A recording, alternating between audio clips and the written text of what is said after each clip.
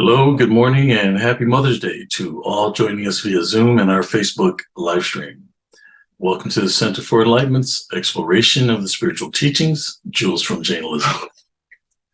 Each Sunday will be a free-flowing adventure with teachings by Jane Elizabeth Hart, facilitated by certified Center for Enlightenment teachers. We will be working with topics found on our website at cfenlightenment.org. Today's topic: there are so many aspects of love. Greg Barrett will be the facilitator for this lesson. Greg is a certified teacher for the Center for Enlightenment and longtime student of Jane Hart, studying with her for over 35 years. Jane is the author of Spiritual Power Tools, Support for Your Soul, master teacher and founder of the Center for Enlightenment. Today's course will be live streamed via Facebook. A recording will be sent out with a weekly reflection so you can access it anytime. In addition to the Sunday courses, there will be a question and answer discussion on Thursday at 7 p.m. Eastern. A link for these sessions will also be posted in the chat room. We are active on Facebook and X. Come check us out, share your thoughts, reflections, and experiences. It would also be a great support to like the postings that resonate with you. We also invite you to visit our website at cfenlightenment.org. There you will find additional self-study lessons, talks, videos, or you can search for specific topics to support your expansion in consciousness. So let's just take a deep breath and let's begin today's journey with the prescription for spiritual alignment. Let's take these thoughts into our hearts. We are aligned with the presence of God within. We are protected by God's love, wisdom, knowledge, and grace. The God consciousness within helps us to understand more of who we are. Thank you, God, for the gift of spiritual intuition. Thank you, God, for aligning our conscious, subconscious, and superconscious minds. We rest in the awareness of our hearts. Amen. Well, today we're talking about the many aspects of love, and there are so many aspects of love. In the video, Jane's going to talk about this and explain how she started on the journey of understanding love when she was asked to address a school class. It was in a public school, but she was asked to talk about some kind of an inspirational topic, and she chose love, and she picked 1 Corinthians 13, the famous quote from Paul about all the different aspects and the qualities of love. And it took her 8 months to go through all these verses with these children. And by the time she was done, she realized that she didn't know anything about love, that she really didn't understand love. And she went into her meditation time and asked for help. Show me, what is love? She felt she really didn't understand. And through that experience, she opened herself up to a deepening of her understanding of love. Now, what about you? Do you feel that you understand love? Are there times that love has thrown you a curve? You thought you knew what love was, and then things didn't turn out the way you expected. In that statement, there's a clue, which is that you can never expect anything out of love, because love, in its true essence, in its highest aspect, must be unconditional. There are no conditions to spiritual love. There are no conditions to that love which is whole, which is in the heart, which isn't fragmented into wants and desires and needs, and I'll give you this love if you'll give me that behavior, or I got to keep your love and make sure that you continue. It's like wanting to get something out of somebody and wanting to get a return on your investment. None of that is love. Or I should put it this way, there's love in that, but it's tainted, and it's tainted by human third dimensional considerations. So What are the many aspects of love? Well, the first one that she addresses is that God created us out of love. We're made out of love. We come out of the impulse of God as love to experience love consciously. And she says that in the beyond, beyond, beyond state of God, where this creative act occurred and occurs in the now moment, you can't put words to it. You can't really talk about it. One of the things she found as she worked on this understanding in her heart of, well, what is love? It was that she really couldn't explain it intellectually. It had to be known in the heart.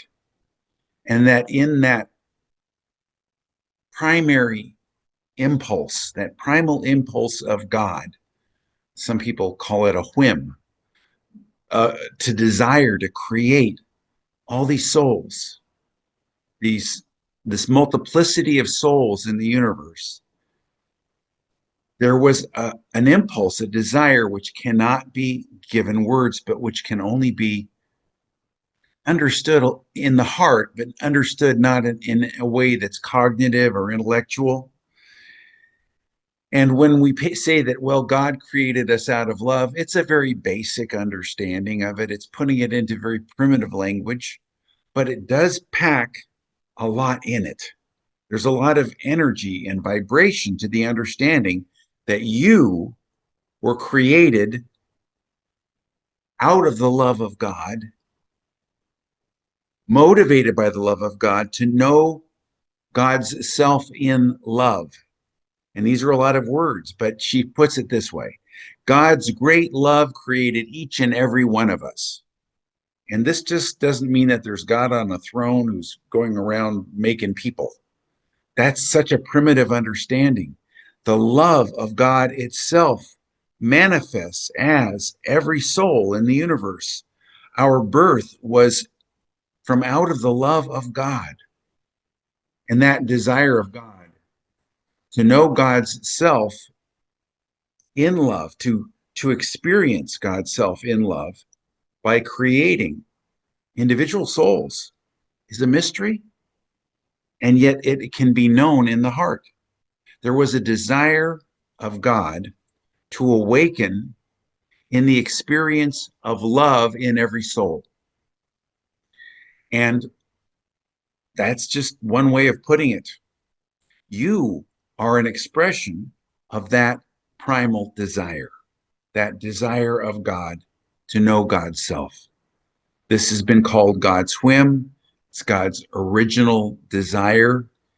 It is what motivated God in the beginning to create everything. And this God that we're speaking of is not an anthropomorphic deity or a guy on a throne or some kind of limited human understanding. This origin is so far beyond our human understanding that putting words to it, you just have to be playful about it. You got to be light about it because words fail. So you do the best you can. Who is that God that did that creating? Jane calls that God the beyond, beyond, beyond God, meaning we cannot bring our intellects to bear in understanding that God. And every seed thought of God, every creation of God, every individual expression of God contains the potential for the allness of God to experience itself. Just as every seed contains the blueprint of the whole, the plant that it's growing into, the DNA of that whole organism. Every acorn contains the potential, the DNA of the oak tree. Every zygote contains the potential of whatever animal or human being that it's growing into. Every seed thought of God in love experiences itself emerging and then growing and evolving into fullness in God's love as love. And that is the expression of God's love. Every soul contains the whole image and likeness of God as love. And not just a fragment or a part, although every soul can be said to be a fragment of God, but within the fragment is the whole, just as within every seed is the whole DNA of the ultimate plant. You are that God expression, and the DNA of God is in you as love. The whole ocean is contained within every drop. You can't say that every drop is the whole ocean, but you can say every drop is ocean, is that awareness. Every drop of soul is that awareness of love. So just as each drop is not the entirety of the ocean, but that each drop is ocean, there is an understanding that we are not limited. We are not separate, that the wholeness of the love of God is here in our hearts, in that essence of us. And she talks about this in terms of the unfoldment of the soul, beginning from the very beginning. And she talks metaphorically, she paints pictures because it can't be done intellectually. So then why was there a multiplicity, a variation between the souls that were created? Why weren't we all just exactly alike? I mean, I'm different from you, and you're different from the person next to you. If God wanted to experience this, why didn't God just create uniformity? Because in dealing with the differences, that God realization creates an experience in love of experiencing the relationship between differing expressions in love as each drop awakens in God realization. And here we are using a lot of pictures, but essentially, creation is that joy of God awakening in love as it expresses as love. And the expression between the different drops that are all different from each other, yet they're made of the same essence. That's part of that dance. That's part of the drama. It's part of the scenario of the creativity of creation itself. We were made in that image and likeness of God as individuals, all different from each other, but essentially deep within the same. She says within us, we have the DNA of love. The DNA of love is right here. But she says that through all the journey of all of our incarnations, the lifetimes, the forms that we have evolved through, we've forgotten what love really is. We got so wrapped up in the drama of creation that we forgot its purpose. We forgot what it's for. We've entered the illusory realm of the third dimension, which is the realm of the opposites. And in the opposites, everything's an illusion. It's a film, it's a movie, it's a play, it's a novel, however you want to look at it. It's something that is ultimately not real in that it does not last and it must be transcended. But we experienced love in the opposites in a primitive way, in a basic way. We experienced that love in the opposites. And she talked about the story of exploring this with the children and the different aspects of love in 1 Corinthians 13, which is all the different qualities of love, and understanding that it's got to be so much more than that. She said, when I was through looking at those verses, I realized I still didn't understand love. And then she asked, what is real love? And she asked God, teach me about love. Show me what love really is. Do you ever feel like that? Have you ever been in a time in your life when, I don't know, you were disappointed in love, or you lost a loved one because they passed on, or a relationship ended, or your kids grew up and changed into something you didn't recognize, or your your other relatives, your parents didn't treat you the way you thought you should have, and you really questioned, what is love all about? I thought I understood what love was, but sometimes I don't think I know.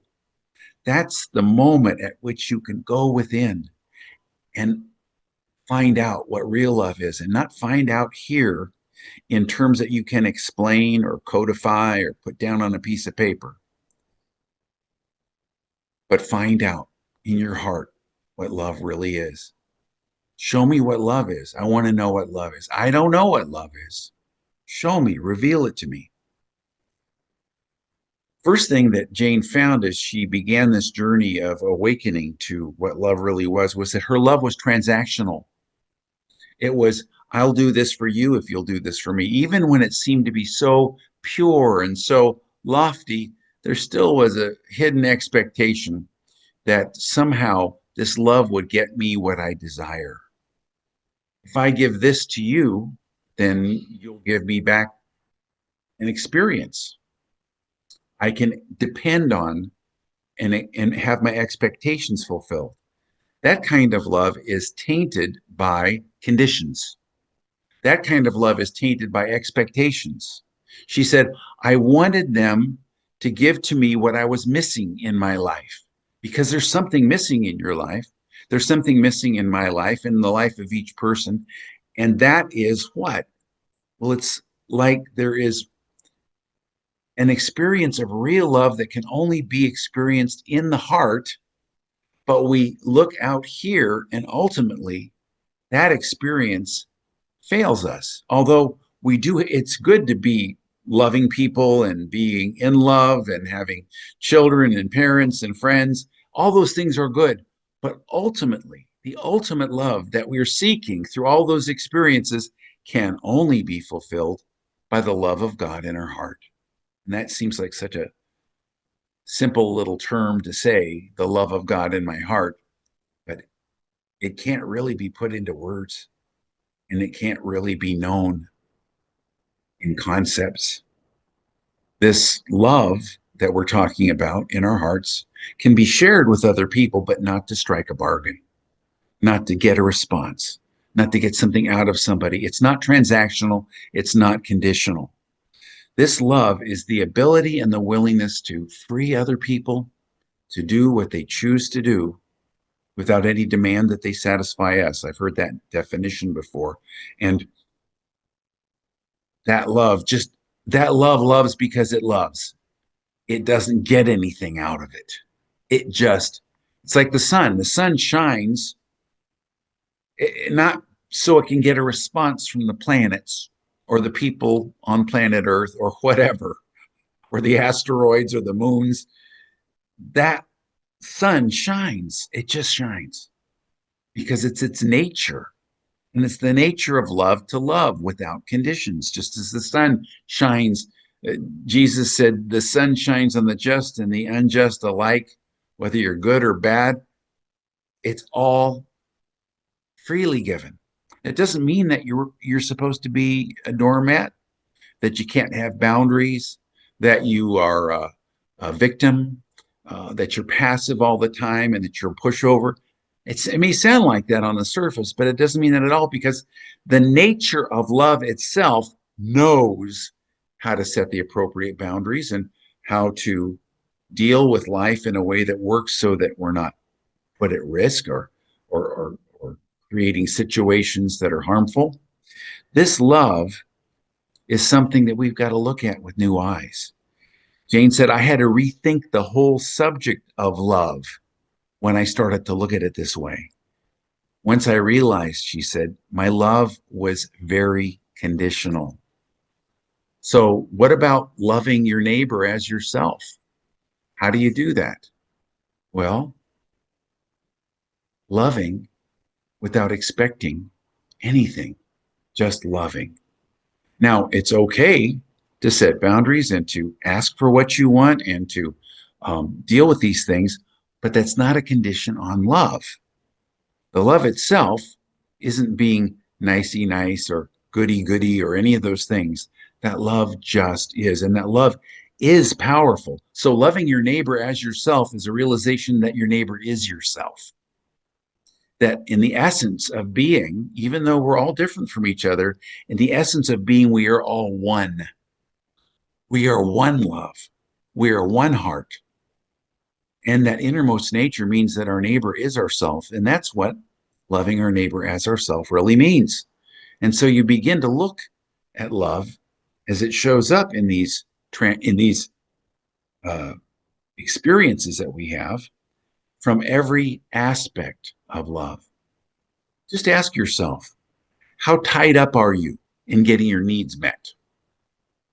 I want to get my needs met. There's nothing wrong with asking somebody for a ride to the store or anything like that. But love is not conditional on those things. And so, how much have you invested your needs in your love? How much of your love is about getting a response a certain way? How often do you place those demands in the name of love? Do you have people in your life who relate with you on that level? Think about people. I'm thinking about people in my life who they would be my friend as long as I gave them what they wanted and did what they wanted me to do. Sometimes, for whatever higher reason, perhaps it's not what their soul really needed. Sometimes you say no. You can say no in love. And sometimes people don't like that. And that is when you find out about conditional love. And sometimes we do that to other people as well. So again, it's good to ask for what you want. It's good to set boundaries. It's good not to be a doormat, but not to set conditions on the love itself, because that love, it can't have conditions. It's like putting conditions on sunshine. It just can't. The nature of love is just to be, just to give. And this is tricky when we're dealing with human understanding, because as long as we're in the third dimension and we're working through the opposites, we can get tricked into thinking that we're loving when we're really not, or not understanding what real love is. Real love can only be understood in the heart. And that's why we meditate to quiet our minds so that our hearts can come forward and we can begin to experience what's already there, that real love. The mind can't get its arms around this kind of love, this kind of unconditional love.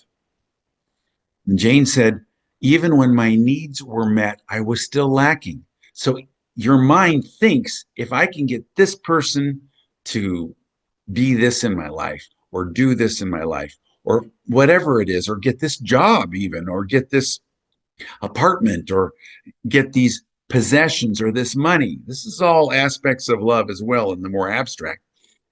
Even when we get those needs met, we'll still find that we're lacking, because there's one thing missing. It's the love of God in our hearts. And we can only experience that in our hearts. And then that shines forth unconditionally to others. That God-sized hole can't be filled by anything but the experience of God in our hearts. And Jane finally, in her search, realized, and she put it this way, what is it that I want? I need God.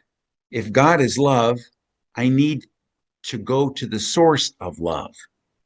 And you go to the source of love in your meditation, in your observer self, in your quiet times, and you're just being, just being in love. And as God created us out of love, the only way to fill our heart space, that God-sized hole within us, is to experience that being, that God that is love. And Jane says, and then that was the moment when my search began. After meditating on this love for weeks, she had a revelation.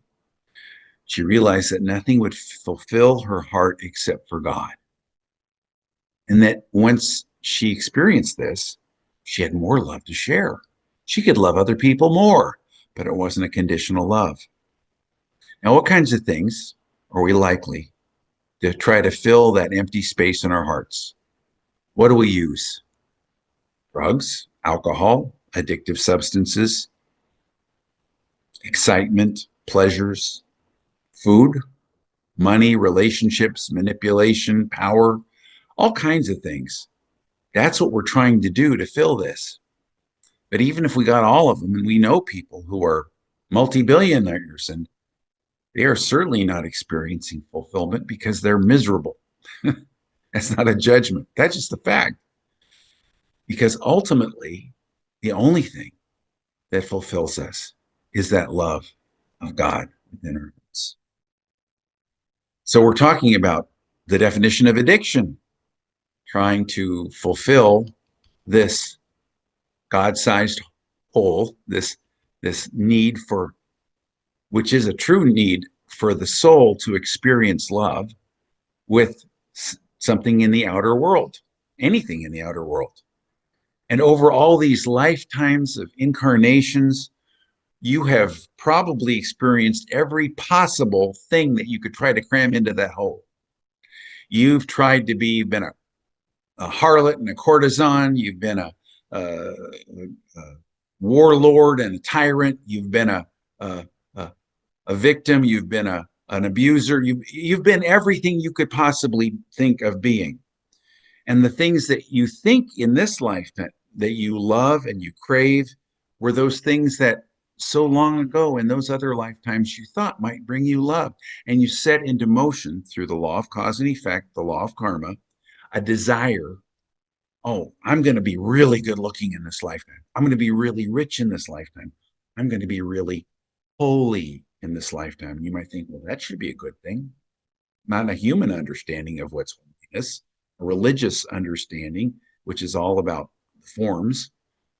All those things ultimately fail us. And Jane asked the question, how can I open up my heart to God when I have so many needs? I brought over from all these lifetimes so many needs, and I keep trying to get them fulfilled. Ultimately, love cannot be experienced in a cluttered heart, a heart that's cluttered with human desires and needs. And the process of awakening in love is the process of divesting yourself from every human need. That doesn't mean that you're not going to have to get up in the morning and go to work or have relationships, parents, children, loving relationships, friends. That doesn't mean any of that. It means that you don't expect those things to give you what the love of God in your heart gives you. Jane said, I believed that everything was on the third dimension. I came in with all these third dimensional desires, and I kept trying to fill that void. How many false desires have we brought in? I say false because they cannot fulfill this, that we brought into this lifetime. We think, if I could just, I'm a millionaire now, but if I could just be a billionaire. I have this experience, but if it could just be better. I don't have this experience at all. If I could just have it, I'll be happy. Whether you in a former life went for being a priest or a chief or a businessman or a warrior or a courtesan or a scholar or a thief or a scoundrel, any of those things were actually desires to fill this with happiness and love.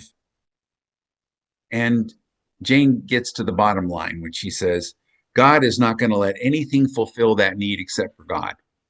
Love is not going to let anything fulfill that need except for love. It's a spiritual setup. Jane says, give it up. Surrender is another way of putting it. Just give it up.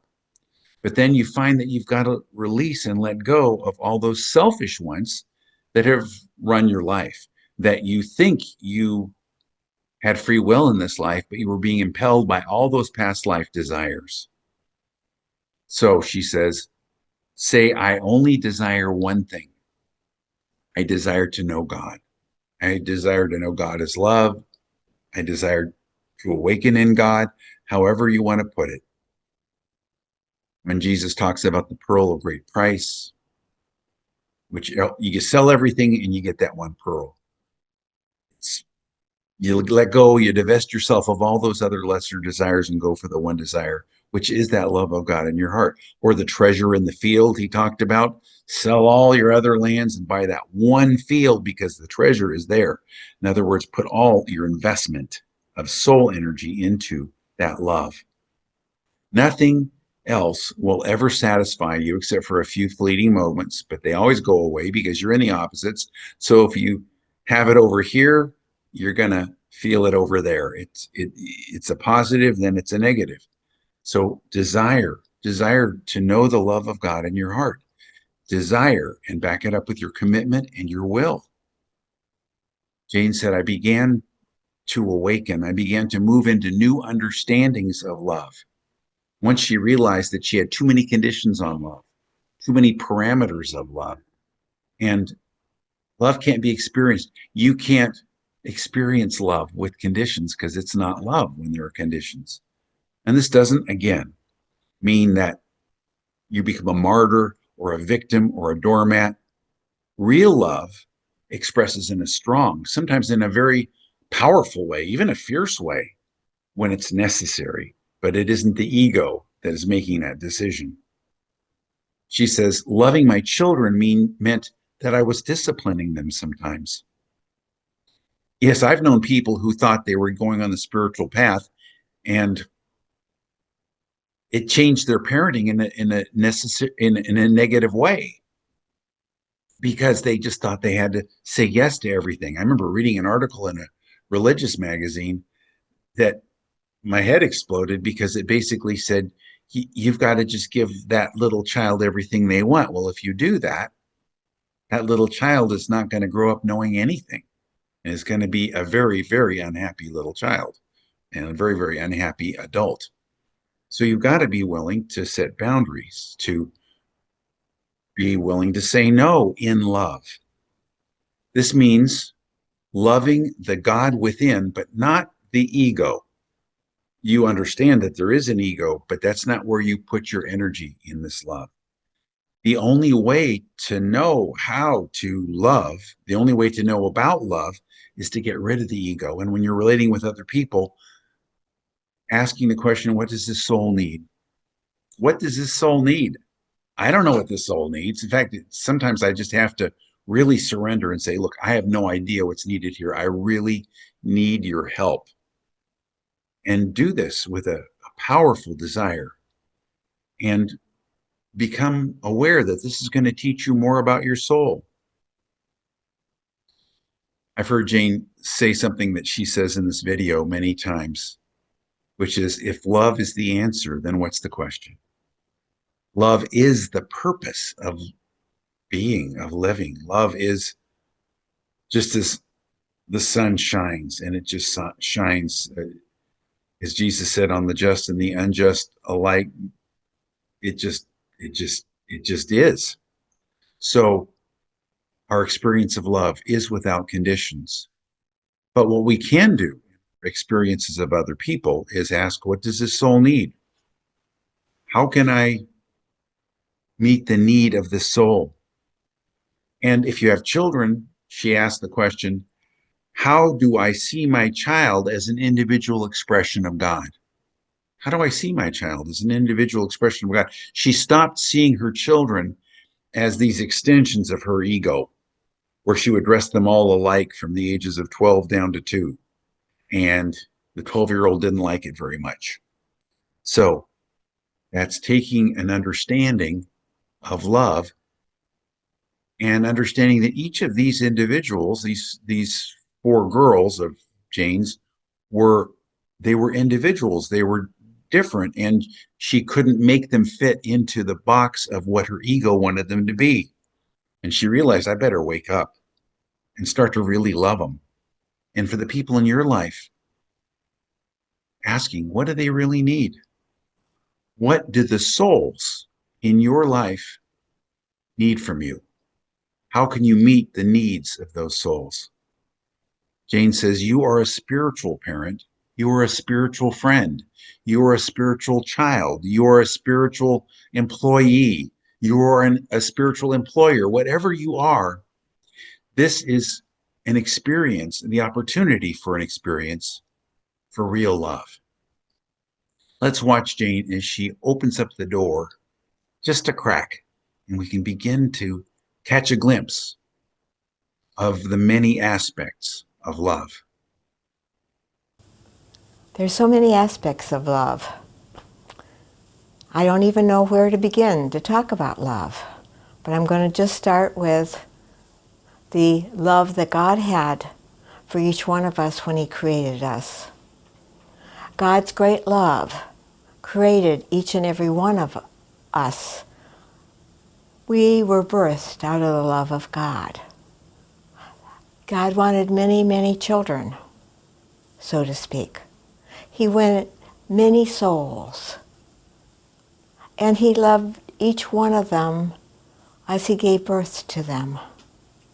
And as they slowly but surely moved out of the higher dimension that's so very high, I can't even mention it. It's beyond, beyond, beyond God, as we understand God to be on this limited planet Earth. God created us equal to God with that beautiful DNA of God in us, because God loved us. And He said, oh, I want my children to grow and to change and to express who they are. I want them to have many different talents and abilities. And I want many children because I want them all to develop different skills.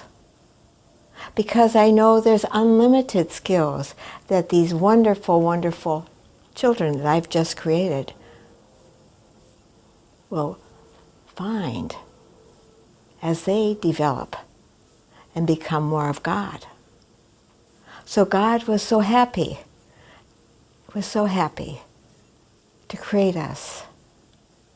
And within us we have that DNA of love. But through the many incarnations that we've had, we've forgotten what the DNA of love is.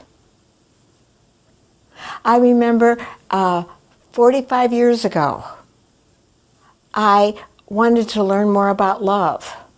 I'd gotten the invitation to be the chaplain at I know that this is so long ago, but we actually had the Mothers Club for the elementary school. And I was invited to speak each month on whatever subject I wanted to talk on. So I chose 1 Corinthians 13th chapter, which is about love. And I read that over, and I thought, I'll take each month and I'll talk about patience, and I'll talk about all the different aspects of love that's in that chapter. But when I got all through that 8 months that I did that, I said to myself, I still don't understand love. God, teach me about love. There's some part of me that doesn't understand what you want to tell me about love. I love my children. I loved my husband. I loved my friends. But in that same thing, I expected them to give to me what I was missing in my life. Do you hear that? I wanted them to give to me what I was missing in my life. That's a big statement I just made to you. I wanted them to give me what I was missing in life. And when I realized that about myself, I said to myself, okay, all right, I need to rethink this whole subject. I'm seeing that my love is very conditional. Conditional love. Jesus said, love thy neighbor as thyself. He didn't say, love my neighbor and hope that they love me enough to, if I need to borrow a cup of sugar, I have somebody to go to borrow a cup of sugar. So my love, even for my neighbors, was very conditional. And I began to really look at love from every aspect of love. If I got my needs met, what were my needs? Even if they were met, I was still lacking. I was lacking. And I know I sat down and meditated about that. I'm lacking. What do I need? What is it that I want? I want to know God. If God is love, I need to go to the source. I need to go to the source of love. If God created me out of love, I need to go to the source of that love that created me. And then my search began. I meditated on that for weeks. And all of a sudden, I had a revelation. And the revelation was, nothing will fill your heart except me, God said to me. Nothing will fill that spot. You want to stuff something in it? Go right ahead. A new car, a new relationship, a new job. Try it. You will always lack in something. More money? You've had so many incarnations wanting so many things. And God has given you everything you've ever wanted in any lifetime. Eventually, if you desire it 200 years ago, and now we're here, some of the things that are happening right now are desires of love that you had way back there. So what is real and what isn't real? What is it? How can I open my heart to God when I had so many needs, and it says, come to me and I will fulfill you? Well, I believed that everything was on the third dimension. Of course, I didn't call it the third dimension at the time. I just called it in my life. In my life. And I kept trying to fill that void. Over and over, for many incarnations, I tried to fill that void. I was a nun in another lifetime wanting to fill that void. I was a soldier that fought for God, thinking that that was going to fulfill my void. Many, many lifetimes, I tried to fulfill this great void in me. And God's not going to let anything fulfill it except God, the essence of the whole beingness of who you are. Nothing will fulfill it. Give it up. Give it up. And say, I only want one thing. I desire only one thing, to know God. To know God. And as I evolved to that desire to know God, what happened was I began to move into new understandings of love. I had too many parameters on my love. I had to let go. Now, does that mean I sit around and let everybody walk all over me? And I love them and I'm not going to say a word. I'll be the martyr. Oh, I did that in another lifetime. It never got me anywhere. But I thought I loved. Only to come back in another lifetime to find out what love was. So here I am in another lifetime trying to learn about what love is. Well, my experience in love has been very, very interesting. Because love of God, in other words, it's loving the God within, but not the ego or the personality. So now I got to get rid of my ego to know more about love. know more about my soul, know more about every essence of my beingness. If love is the answer, then what is the question? If love is the answer,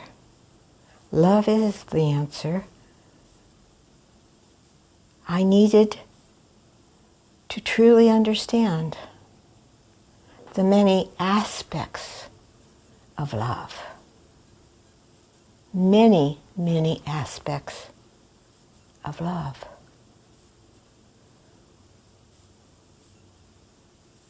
It taught me a lot. Loving my children was disciplining them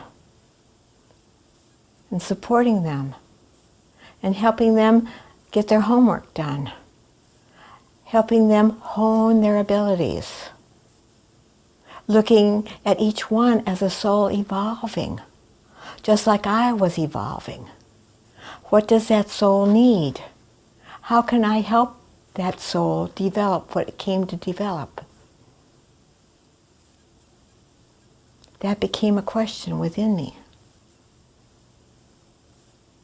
And I realized I was so unprepared to answer that question. How do I see my child as an individual expression of God when it was my child?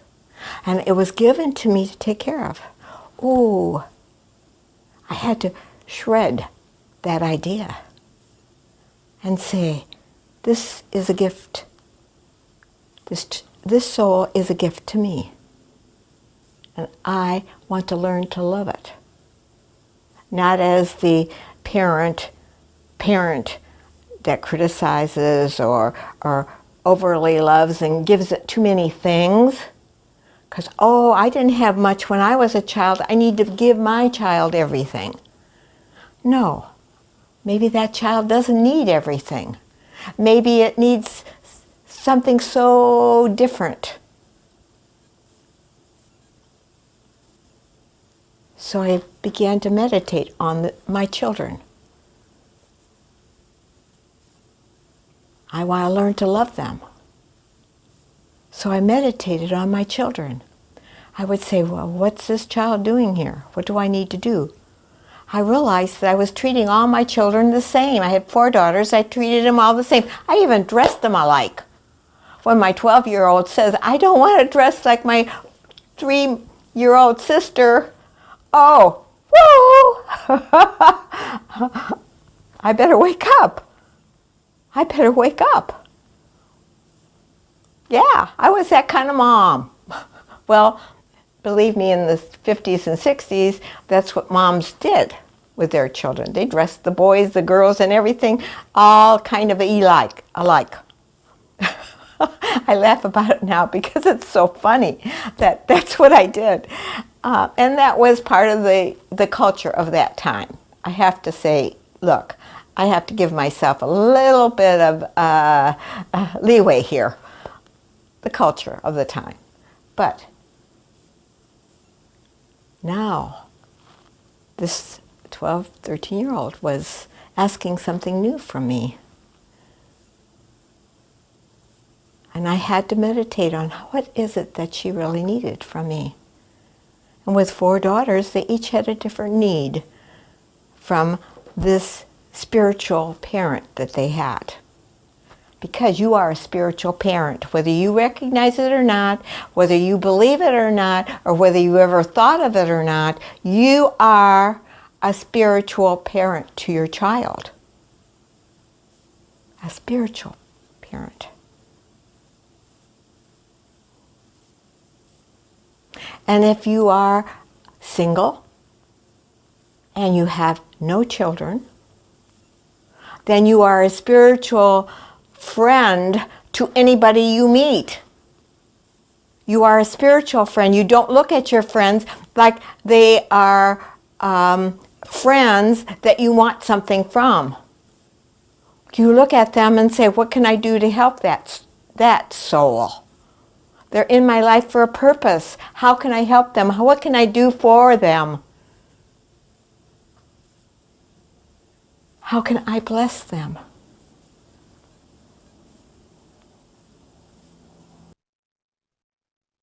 Well, as we saw, there's a difference between spiritual love and human love.